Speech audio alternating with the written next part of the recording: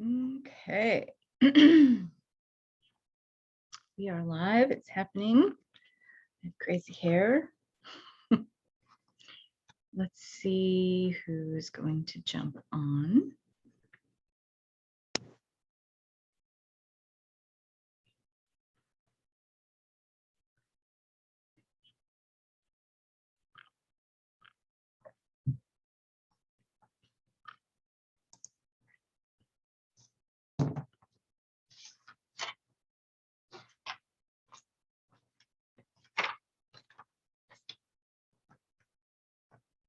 Just gonna see who's gonna jump on. We'll give it another minute or so here. But hello, everyone who's joining. Welcome. I have muted your audio so that we don't get any feedback because this is being recorded. And so if you can't stay for the whole thing today, it's gonna be about an hour. If you are on my email list, this will be sent to your inbox. So easy peasy, no worries. Let's see.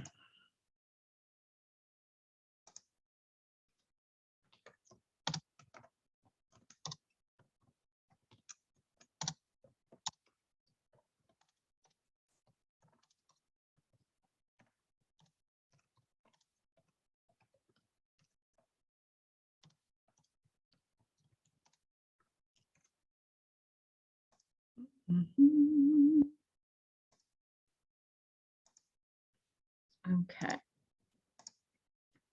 So I'm going to go ahead and get started here and start getting into it. Today we're talking about the courage to live a bolder life. What that means, what courage is, the many forms of courage, what that can look like these days as we are in a major Earth reset. There are certain attributes, principles, values, priorities that are taking hold that maybe have had a backseat in your life before. And if we're going to build anything new, anything that's more wholesome for the greater good of all, let alone for ourselves and for our lives to enrich our experience, it has to have some courage involved. We have to have courage.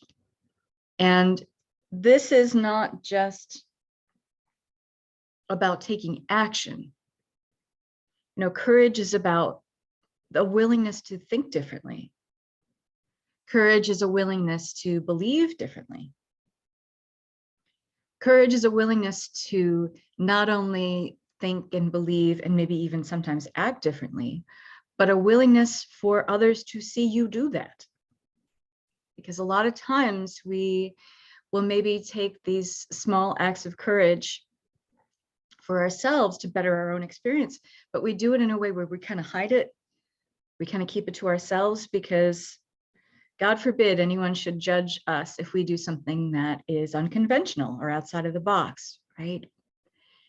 And a lot of times we will talk ourselves out of our own need to exact some level of courage in our lives because we feel it's too dangerous. There's too much at stake. And it may not even be something that is dangerous outright, but it causes us some level of fear because we are doing something, acting in some way, feeling or believing in some way that maybe a lot of other people don't.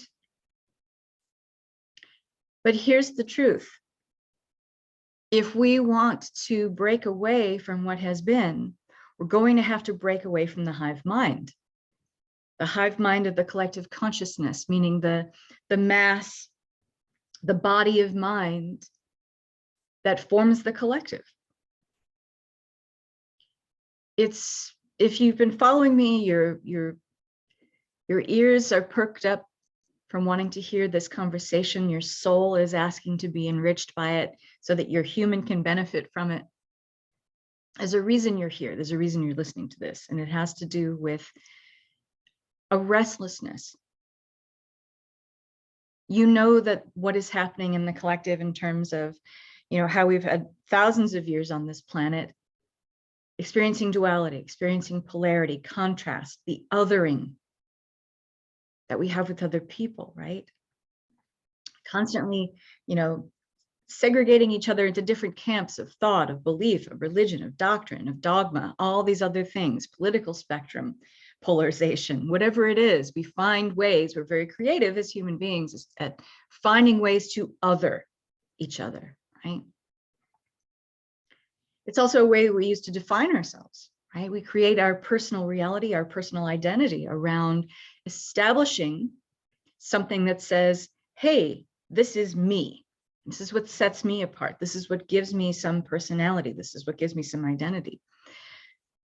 But when we constantly categorize and compartmentalize our lives through this kind of othering, this kind of separating out something in order to give it identity, to give it meaning even, we are living at the mercy of ego.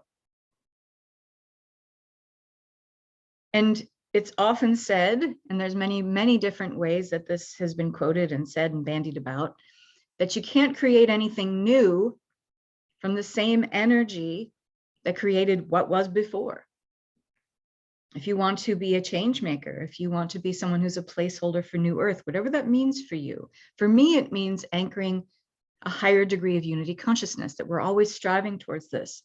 This is our end game. This is our goal. This is who we are, really. We come from love and we return to love. So everything that we're experiencing right now here on Mothership Earth is simply contrast to that.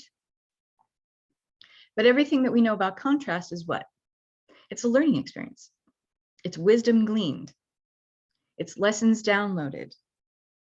This only and ever, fosters and enriches a greater sense of who we be, or who we can really truly strive to be, desire to be, by being in the muck and the mire of everything that we are not, and experiencing the pain and the suffering and the struggle that comes with that.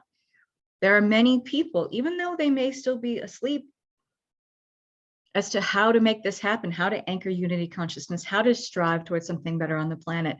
There is a longing, there is a restlessness for many of us on the planet.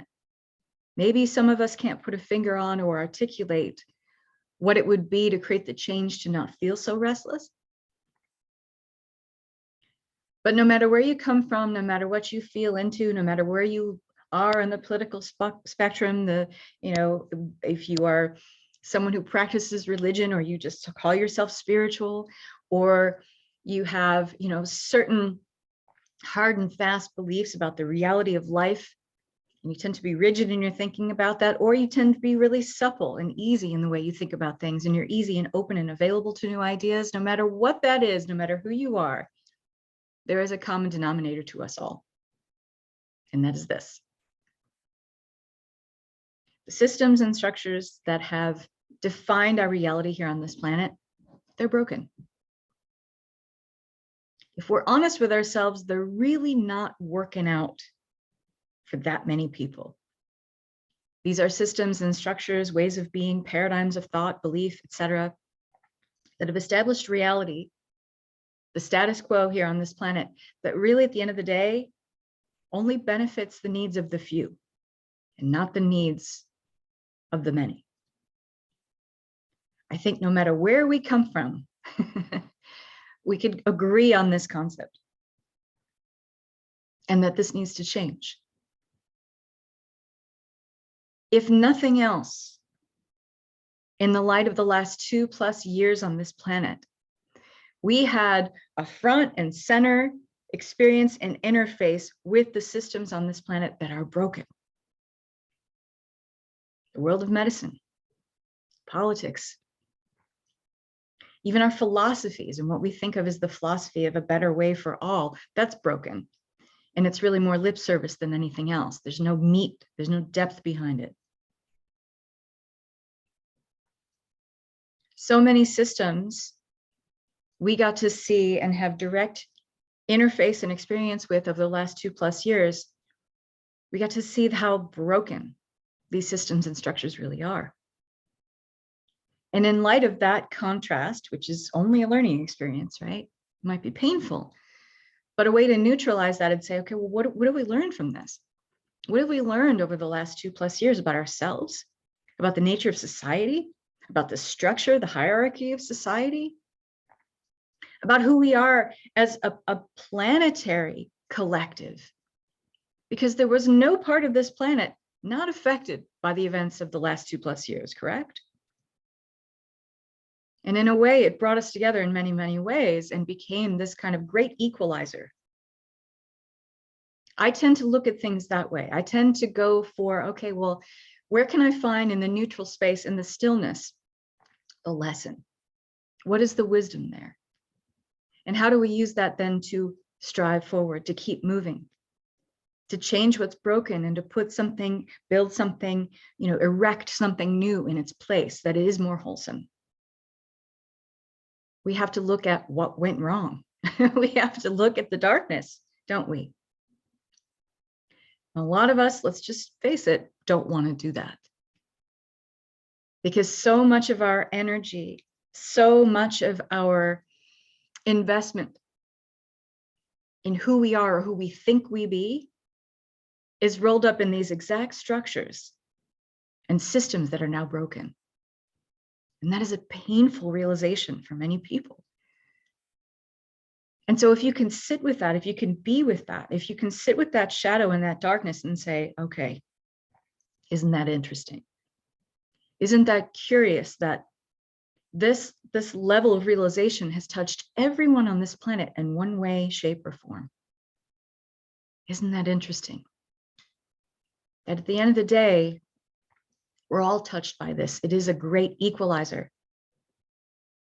And I don't necessarily think that that's a wholesome thing, what's happened on this planet over the last 2 years, but I will say this, it was a much needed thing. Because in order to have a great Earth reset and to move towards something more wholesome, some concession has to be made. Something's got to give way. Something's got to break down in order to make room for the new. That's the way it always is.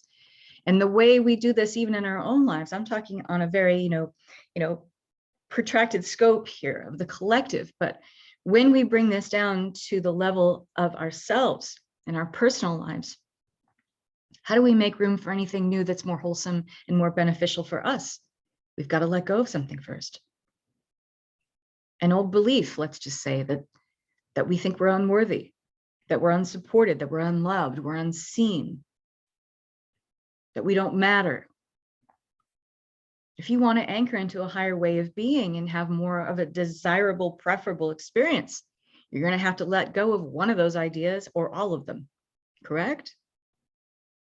And so if we want to build anything new on a more collective, colossal global scale, what will we have to concede or give up in order to be able to do that? Because it is a lofty goal. Is it impossible? Absolutely not. But it is in what we do, how we think, how we believe, how we behave every day that will set a kind of momentum. It will set a kind of pace in motion. That's the way new paradigms and structures and systems take hold, in the kind of energy we invest towards that every day. It is about an everyday real life experience of, how do I anchor something wholesome today? How do I make good on what I just want to improve in my own life today? Start there. Because when we start thinking about what has to change in the collective, sometimes that feels so big that it paralyzes us and we don't want to do anything. So start small. And how do you start small? What is an act of courage that you can exact in your own life today? Something that puts you just a little bit out of your comfort zone. I'm not the hugest fan of teachings and mentoring that revolves around take a giant quantum leap forward and just do this. Okay, well, here's the truth about quantum movement. Quantum movement is incremental. It's one of those kind of buzzwords or kind of buzz phrases in the coaching world, especially in the realm of spiritual awakening, that you can go from 0 to 60 and take this quantum leap forward. Okay, let's unpack that. That's more of a marketing push. And it's actually I call it bro marketing, but that kind of hyper intensive masculine focus towards progression and improvement and moving forward. there's a lot of push and a lot of forcing in that. And it's also a huge misunderstanding of the quantum world. The quantum realm is incremental. It's just that we don't see all the moving parts, right? Can you guys relate to what I'm saying here? Hello, everyone who's joining, welcome. Just because we don't see the incremental movement doesn't mean it's not happening. There's a lot of things that have to be reorganized in the quantum realm, in the cosmic sense, in order for something to take hold in physical reality. And because we have a very limited scope of awareness as ego humans, and seeing life largely through our small self, not our big self, we're not privy to all these moving parts. Doesn't mean they're not happening. Okay. Quantum leaps are incremental. You want to have a quantum leap? What small action of courage can you take today? It could be something that propels your life forward. It could be kindness to another who you witness and have the empathy for them, seeing them as suffering. You don't have to suffer along with them. In fact, we suffer along with other people when we don't reach out and use our empathetic, innate talents and gifts and abilities to, feel what it's like to be in someone else's shoes. This is a natural talent we have as humans. This is how we connect with each other, because we are one giant human family, like a big daisy chain linked through the DNA to each other. And it's more out of integrity when we don't reach out with kindness towards other people when we see their suffering. It could be anything. It could be calling up someone who you haven't spoken to in a while. Maybe you had a little, rift with someone. What would it take for you to just forgive that and let peace prevail? How much better would you feel if there was something that was, nagging at you? You get up every morning and you go to bed every night, and there's this thing, and it needs to be done. It needs to be taken care of, looked at, dealt with, et cetera, et cetera, et cetera. And then you just don't do it. What if you were to look at, I can exact courage in my life by just doing the damn thing, calling the person, right? Writing something down that's in my head. That's an act of courage. So I'm inviting you to kind of break down this idea of courage as being this kind of monumental thing that we put on a pedestal, and illuminating the fact that you have the ability to engage in acts of courage every single day. And what are the natural benefits of that? More confidence. You feel a little bit more unfuckable with every day when you engage in small acts of courage. You just do. It feels wonderful. It feels like you are the boss of your life, which is what everybody wants to feel. I think that that's also a great common denominator for us all, that nothing outside of you, even that thing that's nagging and niggling at you every morning and every evening, that's not the boss of you unless you allow it to be. If you're giving it the power to take up, valuable energetic real estate within you, that's constantly this reminder of, I should be this kind of person that deals with this, or I should have dealt with this last week. Are you going to shoot yourself in the foot, as I like to say? Or are you going to say, I'm the boss of this thing? That means I take control of it. I take charge of it. And oftentimes we let the problems in our life become the thing that is put on a pedestal. And it becomes so big and so colossal, and we let them pile up, and we think that, well, with all that stuff there, where do I even start? Maybe I'll just do nothing. Instead of having the approach of, I'll take a little act of courage every single day. Problems get solved unless you have it in your head that the problem is the boss of you. And then good luck. But you can change the perspective. I'm the boss of this problem. I'm the boss of this situation. I'm the boss of this relationship. Maybe you are having an altercation with someone in your life, a family member, a friend, a coworker, a peer. What if your act of courage was taking charge of the conversation and saying, hey, how do we create peace here? How do we create something? We put our heads together and make something that works for both of us. That's courage. And some of you might think that it's taking a step downward, or maybe it's, acquiescing. Is it really? Or is it more important to be peaceful and to have this energy not own you at the end of the night and the beginning of your day? Because I will guarantee you that something happens when you take charge of every single problem, great or small, in your life. You feel more bold. You tend to do things when you kind of create that momentum in your life about doing something, maybe a couple things every day that kind of stretches you, allows you to feel courageous, in charge of your life. You feel bolder. Your carriage, the way you hold yourself, you've got more poise because you're holding more confidence. Because you're saying problems get solved. I'm the boss of me, not this problem, not this issue, not even this person. I'm in charge. And when you're sending out that broadcast, that signal to the universe by, thinking about your problems a little bit differently, in a more emboldened way every single day, in a more empowered way every single day, it sends out a signal to the universe that says, all right, shit gets handled. I'm the boss of me. I handle shit. I show up in the world. I don't hide from it. And then the universe tends to send you kind of really interesting and surprising, oftentimes, rewards.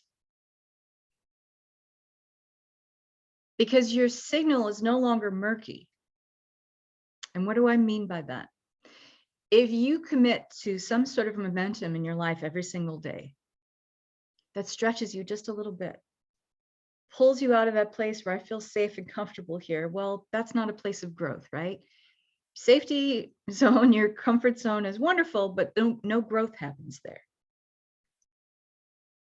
It's a place to kind of hang out and languish. And it's a place where we spend a lot of time wishing and desiring and manifesting, but never experiencing the manifested, the desired. So when we push ourselves a little bit every single day and we create some sort of momentum around that, you send a very crystal clear broadcast. Think about you as like being a radio, okay? When you take actions that match the kind of life that you want to lead, let's say you want to live a bolder life. You want to be living a life where you feel you're in charge, problems get handled. You are the boss of you, okay? Are you thinking and believing and taking action, behaving, in other words, in ways that are in alignment with that? If you're not, the universe reads you like a radio signal that's like there's static there. It just doesn't come in. That station doesn't come in. But when you are creating aligned actions that match what you're thinking, what your desired reality is, who you want to become, is something that you are taking the effort and exacting the effort to do every single day, that broadcast, that signal of you is loud and clear. And that's what the universe reads. The universe does not read want. The universe does not read I wish. Universe reads, does the action, the belief, the feeling, and the thinking all match with how you're showing up in the world every single day? That's what the universe reads. Nice, crystal clear broadcast. And then it sends you everything that is a matching frequency to that. That's how it works. It's pretty easy. We are the ones that make it difficult because we're complex human beings. We love complexity. We love to create problems for ourselves because a lot of us wear the badge of honor that we're great problem solvers or that we're great survivors. So in how we label ourselves, we almost create these self-fulfilling prophecies oftentimes. I'm a problem solver. Okay, if we're sending that crystal clear broadcast to the universe will match that resonance by sending you more problems to solve. Does that make sense? Or I'm a survivor. And there's a lot of people who wear that as like a mantle, as a badge of honor. But it creates a self-fulfilling prophecy that says, I'm a survivor, and the universe reads, okay, I'll keep sending you situations that you have to survive through, triumph over, be victorious over. What if you started labeling as someone who is courageous and confident and feels peace? I don't need to seek out problems anymore to keep defining who I am over and over again. That just creates consciousness loops that don't actually drive your life forward. It just creates more of the same resonance. And we think we're moving forward, but they're just lateral moves through life because you're in the same consciousness bandwidth. So you've got to change it a little. That takes courage. And it can feel weird at first to start claiming this identity of, I am someone that feels inner peace every single day. Because we hear ourselves say it at first and we're like, that's bullshit. Because it's not a peaceful world. Right? But there you go again. You've just talked yourself out of your greatness. And we're excellent at doing that. It's not anyone else's voice doing that. It's you. Because of what you're not willing to believe. And so the willingness to even change our beliefs, our inner monologue, is an act of courage. Do you see that? Does that make sense? And yet it's the easiest thing to tackle, first and foremost. And how many times do we just not do it? Because we're so adept at, before we even finish the sentence, I'm peaceful. I'm peaceful within. And I seek out more situations that remind me how peaceful I am within. Before we even finish that sentence, we're talking ourselves out of it. Why? Conditioning. Not because it's true, that the world is fucking falling apart. Like I said at the very beginning, you can choose to see things from the neutrality, from the stillness, that this is just what needs to happen in order for a great earth reset that's more wholesome to take hold. It's just what that is. It's just an exchange of energy. It's like the cosmos having this big handshake with planet Earth saying, hey, you want a better way of being? Great. Can we agree to let some of this shit go? Awesome. Let's do that. Let's have this collapse. Let's have this dissolve. Is it going to be painful? Yeah, because a lot of people have their identity wrapped up in these dissolving and collapsing structures. But is that level of fear real? No. It's ego fear. It's one kind of fear to experience walking off a curb and having a 2-ton bus hurtling at you. That's real fear. And that is dangerous. But a lot of times we correlate danger to our person, but it's really just danger to our identity that hobbles us in taking those small, courageous acts forward. Who are we without our shadow? Who are we without our darkness to define us? Who are we without those memories of all those times we had to triumph over trauma and wounding? Who are we without all of that? That is a painful question for a lot of people to ask. Is it an important one? Is it a needed one? Is it an essential one for us to be able to move forward in integrity? To ask these questions. Because the real answer is, who are we without all this shit? A lot. We're everything that we were always meant to be. And it's going to take courage to look at who we are underneath all the layers, all the conditioning, all the lies, all the memories that keep stabilizing and holding our identity in place, that we feel is actively crumbling as the earth resets itself. That fear is not real. There is no danger to you. There is danger to your identity. Do you see the difference? That's not real fear. That is just your conditioning crumbling around having to constantly uphold this identity.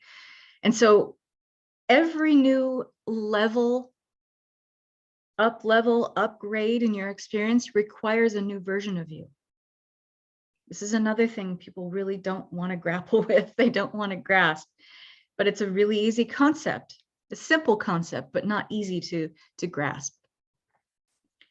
Every new version of you, or I should say, every new desire you have, Every new way of being you'd like to anchor that is different from who you've been before and what you've experienced before requires a new version of you.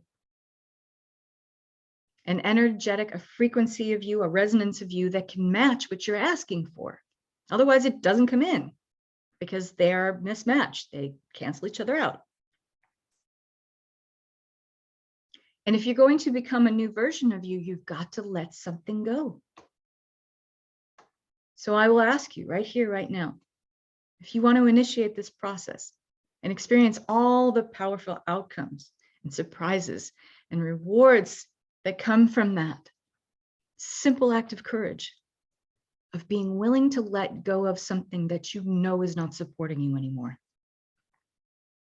It could be a thought you have about yourself. It could be a belief that you have about your life or life in general.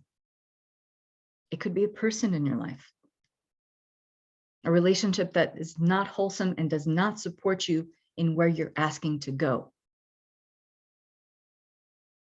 Are you willing to exact that level of bravery, that courage to do something that benefits yourself?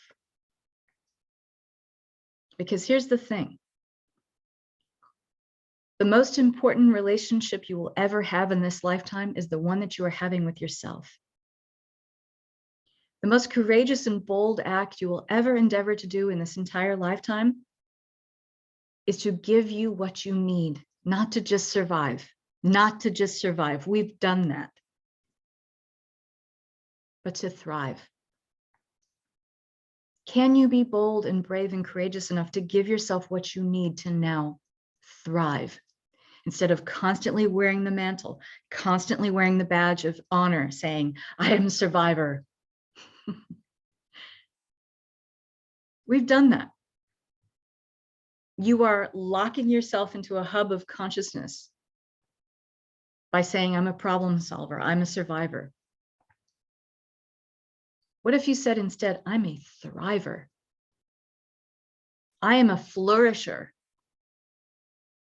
And that feels exciting just to say it, just to hear it, doesn't it? Because it's like, ooh, all the creative juices start flowing. Inspiration, impulses, little nudges from the universe, it's all happening when you say those kind of self-fulfilling things. But you got to believe it. But how do we anchor any kind of belief? They have to do with the thoughts and the feelings that we have to back that up every single day. And a lot of times the act of courage can be measured by what we're willing to do every single day. Do you write things down about yourself so that you can read it back to yourself that are encouraging to you, that are loving to you, that build you up, that support you? Can you be that person for yourself? A lot of times we're walking around in the world expecting other people to do that for us, but that's a mismatched frequency. If you're walking around in the world feeling entitled, feeling like everyone should support you, love you, build you up, be proud of you, etc., but you feel shit about yourself, and you're not willing to support or be proud of or tell yourself that you love yourself and you're proud of you, look at what you've done, look at what you're willing to do, look at the courage and bravery and boldness that you have. If you're not willing to be that cheerleader for yourself, how do you expect that it's a matching frequency that someone else will show up in your life and do it for you? It's not going to work. And yet we walk around feeling, oh, woe is me, I'm so unloved, I'm so unseen, because you're not loving or seeing yourself. And it's the simplest change we can make. It is the simplest, most effortless change that we can make. Is to just say, you know what, Catherine, good on you. Look at what you've done. Look what you've created. Look how you inspire people. Look how you show up, even if you feel life is, is in a fuck my life phase, but you show up and you help other people because that's important to you and because you want to leave this world in a better place than you found it. Good on you. Good on you for having the courage to, go into a different mode, to go into teacher mode, to be a light in this world. Look at all the things you've created, the books that you've written, the people that you encourage and teach and mentor in your works. That's great. Look at you. The first female entrepreneur in your family. No one else has struck out on their own. That's pretty amazing too. Are you willing to just like look at the things that you're doing in your life every single day and then just slow clap for yourself? Why not? And that we walk around and we think that everyone should be doing that for us. Well, guess what? When we do that, you're making the energy outside of you the boss of you. And you're deciding that external influences are going to make a difference in your internal reality. That's backwards. It's all within you. It's all within you. Whatever you want to resonate with, it has to have a beginning and an ending with that inner reality. Yes, I love writing. I love writing loving things about myself and reading them aloud to myself. Yeah, it's a great thing to do. Nothing makes you feel better than that. Nothing makes you feel better than that. And if there's a real resistance or a block and you being able to write things down or say things to yourself, chances are that's someone else's voice that's saying you don't deserve that. Maybe it was dad who told you you'd never amount to anything, or maybe it was that art teacher in 4th grade who said your painting was shit, or maybe it was some teacher, a priest, anyone in your mom, a sister who said something shitty to you. Chances are, if you're having resistance with this, it is not your voice. It's the echo of someone else's that you let, again, be the boss of you. Can you have the courage to kick that voice out of your head once and for all and say, fuck you? That's not real. That's not true. I know it's not true. Look at what I've done. Look at who I am. Every single day I show up on this earth and I draw a breath and the universe gives me some directive about what to do with my life today, I'm a fucking success. And everything else is just cherry on top, right? It takes a very bold act of courage to start believing and thinking and feeling this way about yourself. And it is the simplest, most effortless thing to do, and yet we don't do it. And yet, this is the very foundation that needs to be laid for us to improve anything else in our lives or anything that has a projection in our external reality. It's got to start right here with loving on ourselves so fiercely, so unconditionally.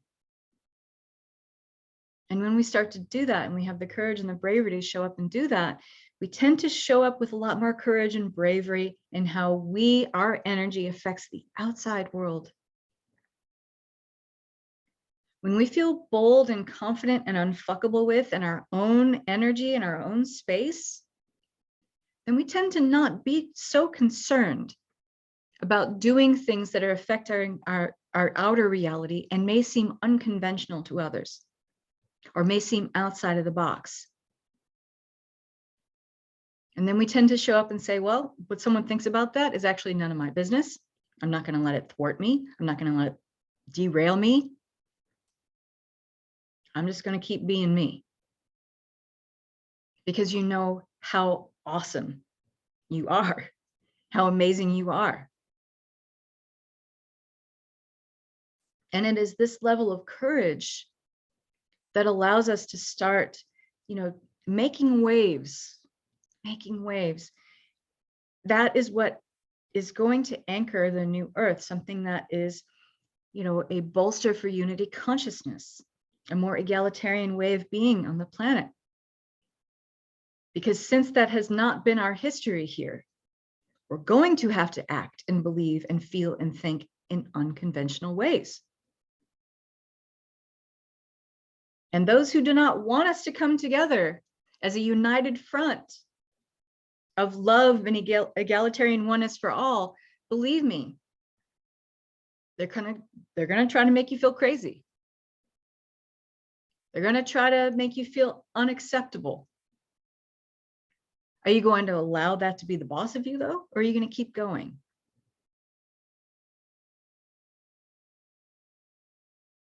And I know that every single one of you here has an idea right now that is a little outside of the box. And you've probably talked yourself out of it a handful of times, or you've tried to rework it in your brain, or you had a moment where you're going to act on it and then you waited just 5-10 seconds and then the ego talked you out of it. Oh, I love your doggy, Greta. I always attract people's pets when I talk. I don't know what that is, but I love it and I'll take it. The bigger my audience, the better. And so every single one of you who has this idea, this impetus, this nudge, this kind of feeling, when you're honest with yourself, you're like, I don't want to do it because I don't see anything like this out there. I don't see anyone else doing this.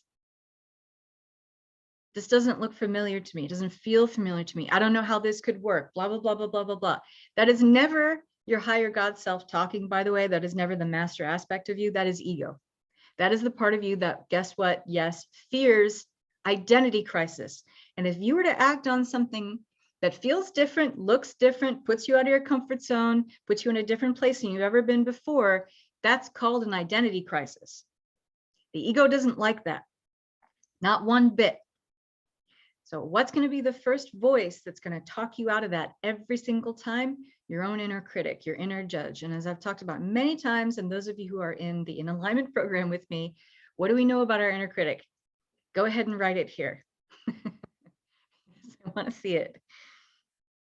Mine is very out there, but I'm done talking myself out of it. Here's the thing, Melissa. Here's the thing. That is your magnetism. That idea that's outside of the box, that's unconventional, that no one else is doing, doesn't look like anything else that is out there or has ever been out there. That's your magnetism. And every time we talk ourselves out of it, every time we dim that light just a little bit more, we dim our own magnetism. We shrink. We contract. Right? How is it that if we want to make waves of change on this planet and create shifts that take us in a different direction, how is it that more and more of us keep talking ourselves out of this magnetism, talking ourselves out of this courage, talking ourselves out of our bravery? How are we going to do that if we give into that voice of an inner critic? And I didn't see anyone write it here, so I'll tell you, your inner critic is a loser. No brainer, right? Your inner critic is a loser. You will never be good enough, smart enough, skinny enough, rich enough for your inner critic. Not going to happen. And yet it's the voice that we're constantly trying to please in our head. Why? If there's no pleasing it. You will never placate this voice. It will never have enough. Because it is the voice of ego fear talking. And you can never be enough for that voice because it's a loser. Okay. Your inner critic is a loser. Thank you, Jante. Okay. So when you have those moments of brilliance, those lucid moments where you get the feeling in the body, the second you get the nudge, the idea, the concept, the impetus, and there's a feeling. Be very present in that moment because there's a body part that's like, ooh, here I am. It could be, you could feel it in your liver. You could feel it in your big toe. It doesn't matter. But this is your body giving you direct biofeedback saying, this is big. It's so big that we feel it in the body, that an energy collects in a part of the body so much that it gets your attention. That's you coming alive. That is your human in this divine marriage that we have with spirit, with source, coming together in a moment where it's like a chrysalis moment. Something has formed that can't be unformed at that point. And it's like a chrysalis stage. But a lot of times we kill the caterpillar. We kill the chrysalis. Like that idea is already out there. It's already birthed. It's already there. It's already part of the tapestry of matter and form. Because it showed up in the body as a feeling, giving you direct biofeedback. It's like, oh, this thing is real. It's calling my attention. My body is alive, giving me the feedback that this thing is real. I better pay attention to it. And the thing that kills it off first and foremost is when we let our inner critic get a hold of it. And this is exactly the part of self that we should be like, oh, let the adults in the room talk. Thank you for your input. Thanks very much. You don't have any say so here, because all you know, inner critic, is what is and what has been, what's been part of the collective experience. You don't have any purview, you don't have any domain over what exists in the etheric, what exists in the infinite, what is not part of the formless world yet. So I can't possibly have you weigh in here. Thanks anyway for chiming in yet again when I didn't ask for you to. But you don't have any advice for me here. This is not your realm. This is not your domain. And we can put our investment of energy towards a higher aspect of self. This is when we call in our God self. This is when we can call in our master aspect and say, hey, you're the one that sees all the moving parts, all the multidimensional aspects of me all at once. What is my next step here? What if we took that energetic investment that we usually would roll into the inner critic and be like, yeah, you know what, you're right. Kill the chrysalis.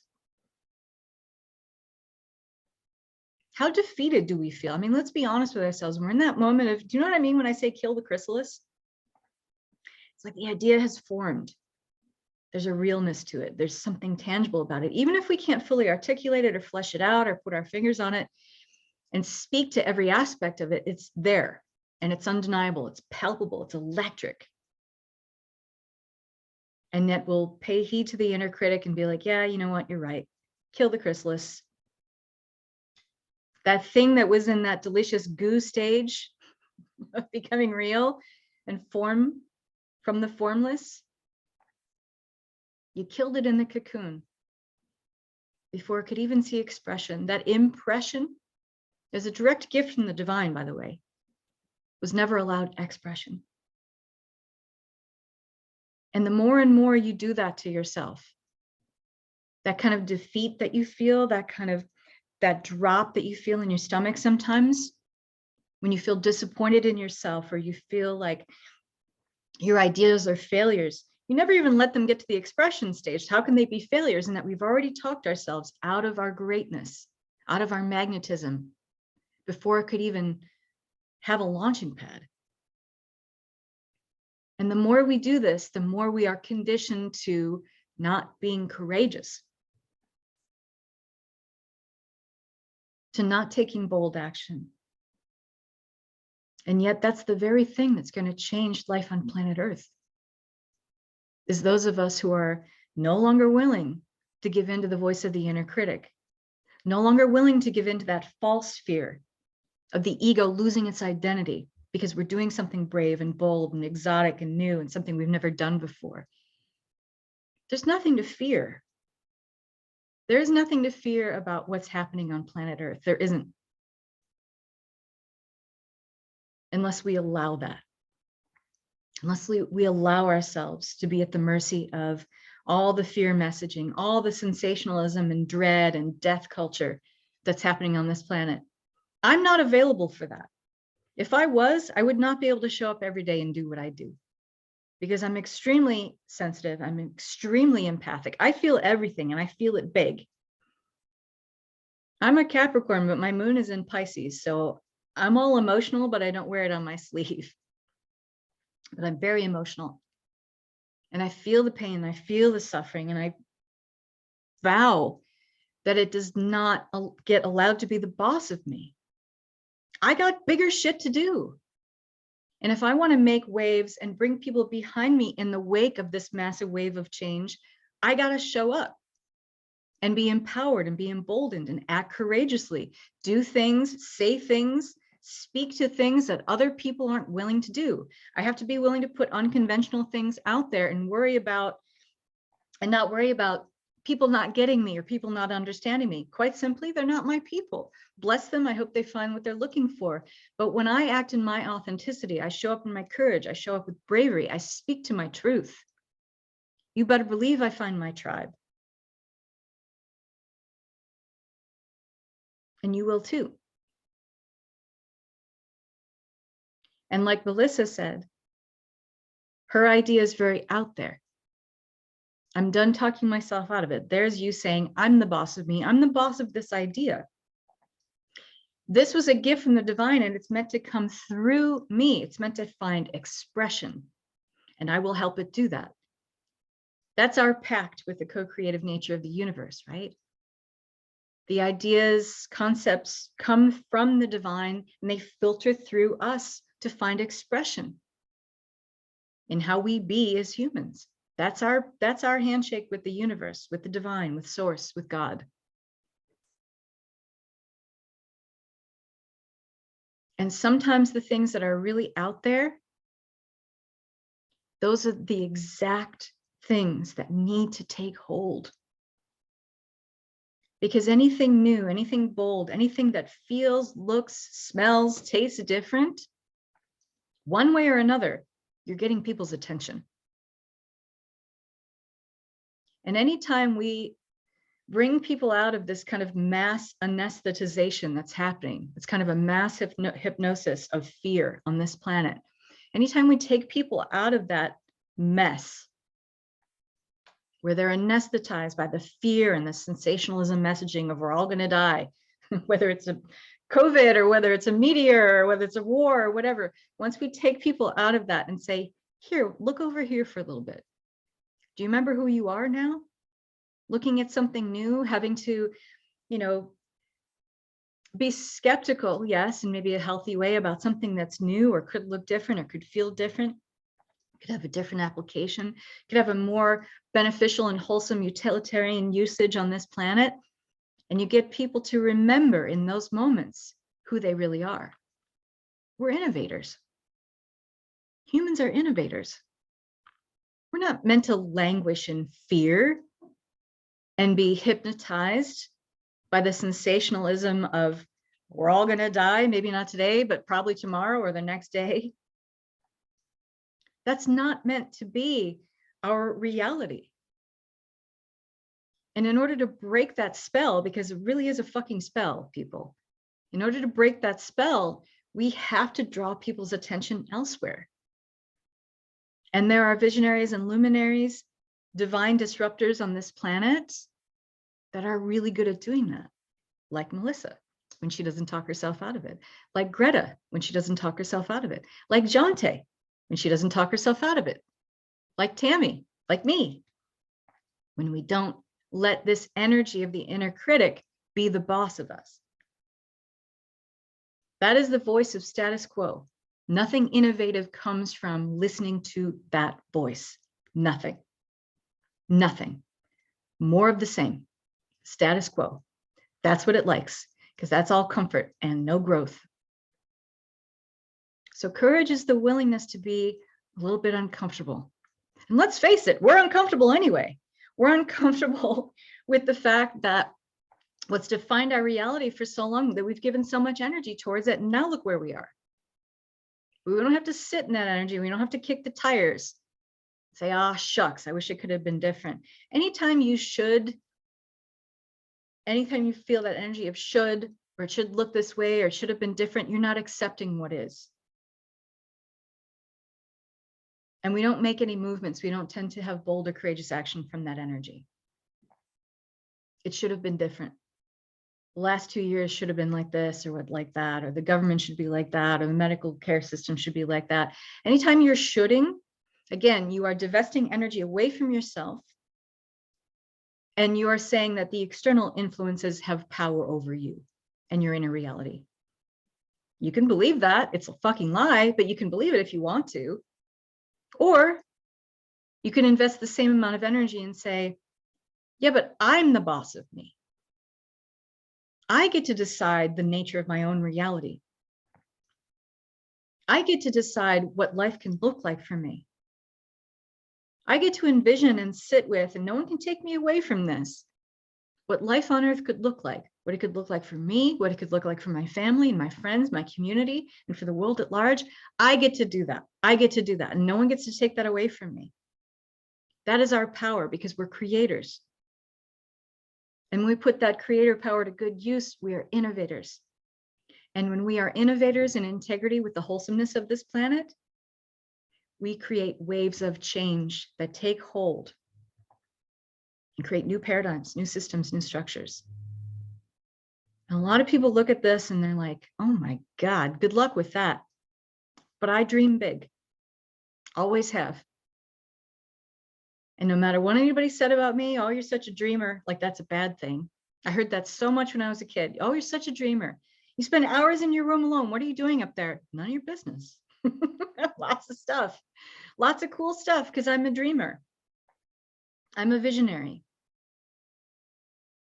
And I know that once I get going with something and I get excited and I get that feedback from the body, I tend to keep going.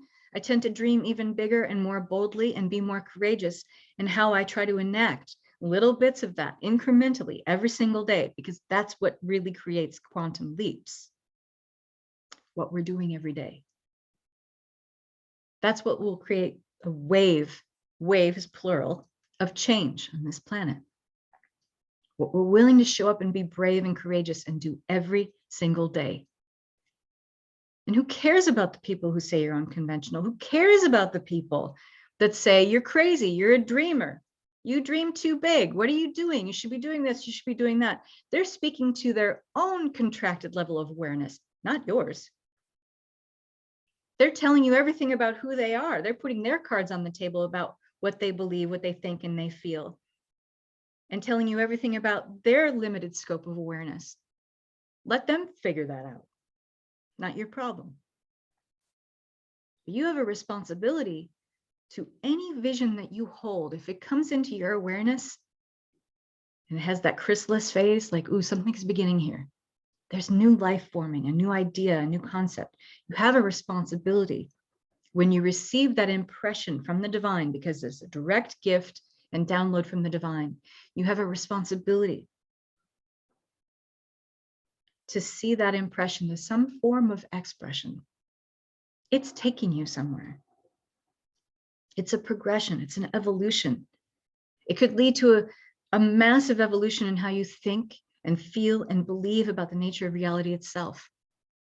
And you don't know how big it could be unless you allow it, that expression. And it is about flow. It is about pull. One of the most important things that I've realized about having the courage and the bravery to act is not always about pushing or forcing an outcome. It can be that. But the kind of courage that needs to take hold in order for us to have a more wholesome and more enriching, a more unity consciousness, egalitarian experience for all to benefit from on this planet, it's a very feminine energy. It's about feeling pulled by something that is greater, pulled by this idea that you have, pulled by this vision that you're holding, pulled by this concept that seems so nebulous and esoteric and out there and ungrounded and unconventional. It's about a curiosity. This is interesting. This feels different. Where could this lead me? How big could this become? We start asking questions like that and we feel into the bigness of it and we have a receptivity and we allow the idea to have its own natural intelligence. That's a very feminine energy. This is what is going to drive innovation on this planet going forward. How does it feel to hear that? Does that resonate for you? We've seen what it's like to push and force and manipulate and dominate and control outcomes on this planet. We've lived it. We've seen it. It's thousands of years now of our legacy. There is a feminine taking hold, a feminine energy that was never lost, but it simply wasn't allowed expression. Will we allow it expression? And it won't be through forcing.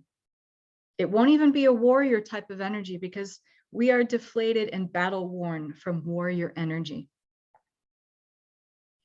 We can't fight against the fight anymore.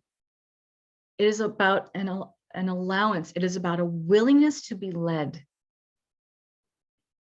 That's real courage. When we say, I have no idea where this is going to take me. I have no idea how big this idea could become. I have even no idea about the next step, but I'm curious.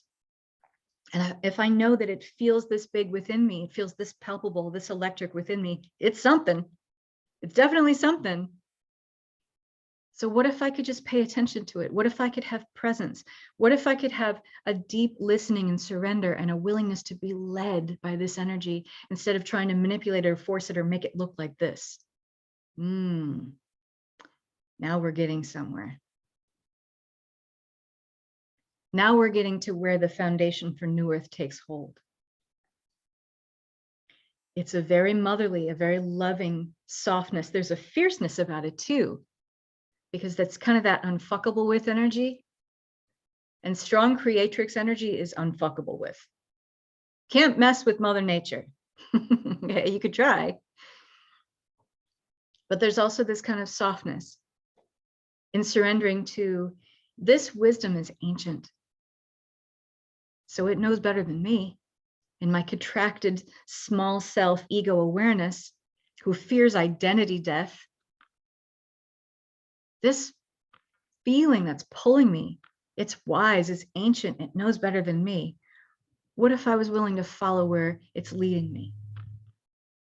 You want to talk about real courage? Because we're not used to surrender.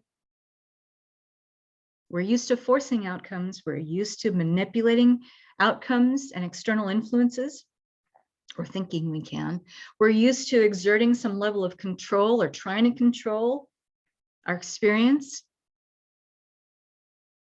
Look where that's gotten us. Not very far. So the real waves of change that are going to take place on this planet and create a foundation for something more wholesome to take hold and be built on over time, in incremental movements and actions and beliefs and feelings over time, it's going to be with the feminine.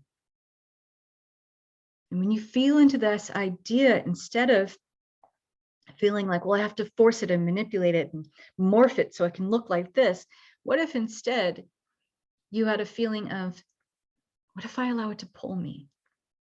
What if I allow this thing to have its own intelligence that comes from something feminine, something grounded in receptivity? And I can feel my way forward through this idea. What if I could do that? Is it something we're used to? No. But is it something written in our code? Yes. There is what you can call a Christos awakening in our DNA that's happening. And because I do DNA activation and restructuring, I see this more and more. And I do a lot of DNA activations on women more than men. But men can hold these codes too, by the way. But it is awakening of coding. It's written into our DNA. It's written into our cellular programming. But because of the resonance of Earth and the way it is now, and the receptivity, the openness, the availability of things, because of the resonance that planet Earth is holding now, it is awakening codes that are written in our DNA about the rising of the feminine. It's about the balance being restored. Because we've had a hyper-toxic masculine imbalance on this planet for thousands of years now. And so it's just time. It's just time for the reviving of the feminine and this balance to take hold. And when it does, it creates an entirely different and more wholesome reality, where there isn't a lopsided rising in the feminine to make the suppression of the masculine. It's not about that. The feminine energy does not need to do that. It's about the balance. It's about a homeostasis. And when we finally get to experience this expression that's always been written in our DNA, it's in our divine human DNA template, to have this balance, this marriage, the hierogamos of the masculine and feminine. This is what informs the entire manifestation template of all creation. Meaning where things have been created, manifested out of integrity before, now get to receive balance. And so the things we'll create and manifest on this planet become more balanced. In other words, more wholesome, as it was always meant to be. How exciting is that? I just need to tell my ego to shut up and sit down more. I'm just learning that I can start working on myself, and my kids are going to be okay with not having my full attention 24/7. And that's an important distinction to make in your own energy, because it's It's not that you won't be there for kids. Of course, you're always going to be there for your kids. That's part of your partnership when you decided to be a mama, right? But did it ever mean that it would be the diminution of your own energy and your resources, your creativity, or willingness to want to do something different outside of the box? No. But the society that we've created that is extremely imbalanced has allowed us to start to think that way or believe that way for a period of time, but it's never true. And it's always about staking the claim of our own boundaries. What do I need? If I want to make sure that everyone else's cup is full, I got to make sure mine's full first. And there's nothing selfish about that, right? My mom always said it's easier to kill them with love. That's true of anything. Kill them with kindness, right? What is the saying? Honey draws more bees than vinegar, something like that. So does this make sense, what I'm saying? So this is an exciting time. And it's about going back to, yes, it's a certain level of genetic expression that is coming online. It's coming up, but it's reminding us of what it was like to communicate with the world when we had more presence. When we were more aware of our natural surroundings, we are living more in harmony with the world. Again, feminine. Another thing that presents itself to have us know that we are moving into, the rise, the return of the Sophianic principles of the divine feminine, is that our nature of relationship with time is changing, isn't it? I mean, we've noticed the seasons are shifting, and nature is always the first thing to give us a clue that nature of reality is shifting. It'll show up in nature first. And we've seen all over this planet seasons shifting. We've seen, wildfires and floods and torrential rains and monsoons and hurricanes and all of these things. When nature shifts, it's always a clue that there is a bigger paradigm shift happening that will affect reality itself, the structuring and ordering of reality in our world. And the fact that, and you could look at it as a very simple way, the time just doesn't mean what it used to anymore. When the kids aren't in school anymore, we're not showing up at an office, having to get there by 9 o'clock anymore. Our life is defined by Zoom meetings that might meet here or there, whatever, like the structures that came around how we order lives through how we order ourselves through time, that's all shifting and changing. That's letting us know that we're going away from the masculine calendar clock time that has created order in our lives, and yet we're moving back to more of a natural connection to the earth through understanding nature itself, viewing and having a different connection with the seasons. They're all shifting. This isn't a bad thing. It's a clue that we're reordering everything. And you could be afraid of that, or you can say, that's just nature letting us know what's going on. Very feminine. But how we're creating our ideas and innovations going forward has a direct feminine undercurrent to it. And it is rising, it is moving, it is shifting. And it's beautiful to witness if we can have the presence and the awareness to sit with that. And allow, again, this kind of surrender, this deep listening, this deep receptivity to take hold. And that's not natural to us because also we've had this hyper toxic influence of always being productive for the sake of being busy, for the sake of being productive. What are you doing? You should be out doing something. When did that trump being? And if we're constantly doing and worrying about how much we're doing, we're not giving ourselves time to think and create and to be and to allow that deep listening and surrender and receptivity to take hold so that we can be a conduit for new ideas and concepts that create ways of change on this planet. Not if we're in a constant state of ticking off things on a to-do list. There's a different kind of flow taking hold. Force is moving out and flow is taking hold. Are we willing to surrender to that? A lot of us won't feel safe in that because it's like, we'll feel at first like, I'm not doing anything. And a lot of us aren't used to that. We don't like it. Now, some of us like it a lot, but in a way where it's a coping mechanism and we're numbing out. Because it can be a very active state when you are deep listening. And to someone looking at you outside of you, it would look like you're doing nothing. But actually, there's a lot going on.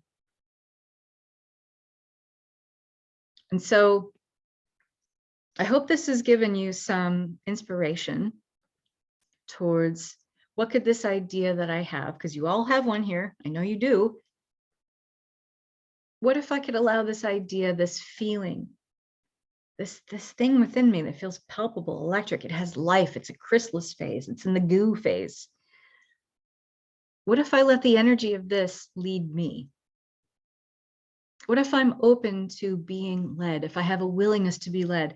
And that's the most brave act of courage I could possibly have right now. It's to have the curiosity of where could this take me?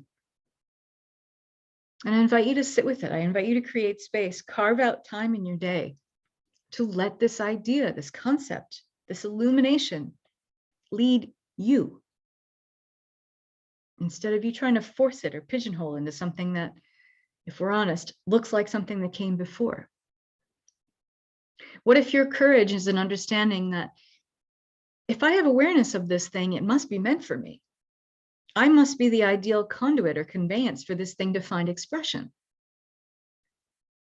And if that makes you feel special and singled out by the universe, then fucking go for it. Love on it, be excited about it. Because you're the one that's meant to bring it through. That's a powerful exchange and relationship that you have with the universe. And we all have it in our own unique, individuated way. And if you want to be able to work with this energy and cultivate this flow instead of force, and work with this rising of the feminine, I have an 8-week journey that starts tomorrow. It's called the Tao of the Divine Disruptor. It is about a way, it's about a path of allowing ourselves to be the divine conduits that this new rising of the feminine takes hold, comes through, and we get to innovate new ideas and be the ones who are the placeholders for waves of change on this planet to take us in a more wholesome direction. My courses and programs, they tend to push people. I tend to get people's inspiration going and get their juices flowing, and being in that energy, we're outside of the box the whole time. And so if you want to develop that good habit for yourself of being willing and acceptable of the unconventional in your very own energy field and be able to work with that tangibly, that's what I do. And I'm excited to start this program tomorrow. So if this resonates for you, all you need to do is reach out to me and I'll give you more information. But I hope that this has been inspiring for you today. If nothing else, even if you're not, aligned with moving ahead on this course or program with me, I'm not going to close the doors on it. And when I'm done teaching it, it'll be in my member vault as an online program. But it's wonderful to join these programs live with me if you can. And it starts tomorrow at 1 p.m. Pacific time on Zoom, and it goes for 8 weeks on Wednesdays.